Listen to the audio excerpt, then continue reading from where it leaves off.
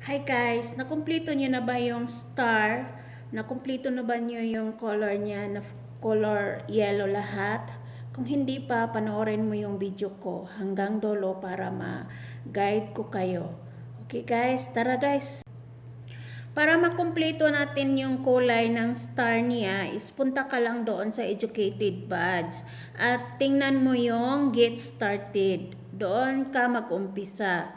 I-click mo yung Get Started. Okay, pag na-click mo na, itingnan mo yung mga circle sa gilid. I-check mo lang yun. Pindot mo lang yun. Kailangan lahat na yun is naka-check. Scroll down, scroll up mo lang siya. Tapos, pag makita mo yung make it done or congrats, i-click mo yon. So, another na naman yung i-click mo, yung second na naman. Yun. Pag natapos mo yun lahat, check lang yun hanggang sa mag-green siya, make it done, congrats, click mo yun. Hanggang sa matapos mo yun. At saka, yung may video dyan, panoorin mo yan lahat, guys.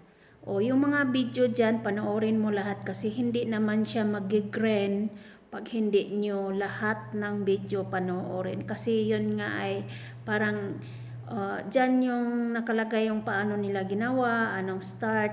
Dyan natin malalaman kung paano natin gawin ang bilang isang content creator.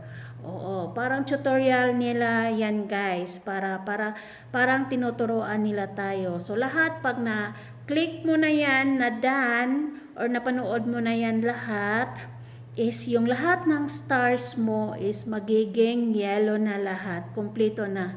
So, hindi na kailangan na, kumbaga, may ibang, hindi na kailangan na i-unlock natin. Yun lang gagawin natin, i-click lang natin yung mga circle sa gilid, magiging green at panoorin natin yung mga video nila. Kailangan tapusin natin yung mga video nila. Kasi hindi naman magdadan pag hindi natin tinatapos yung video.